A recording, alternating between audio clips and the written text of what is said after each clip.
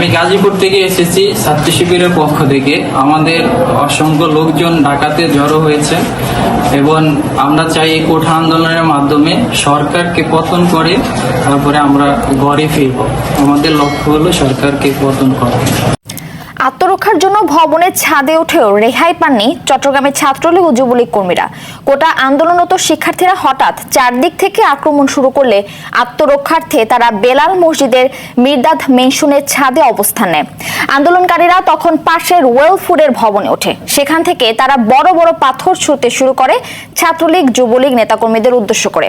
এক পর্যায়ে কয়েকজন ওয়েল ফুডের ভবন থেকে মির্দাদের ছাদে এসে জালাল, ধীমান সহ কয়েকজনকে আক্রমণ করে তারা পাইপ বেয়ে নিচে নামার চেষ্টা করলে তাদের হামলায় নিচে পড়ে যায়।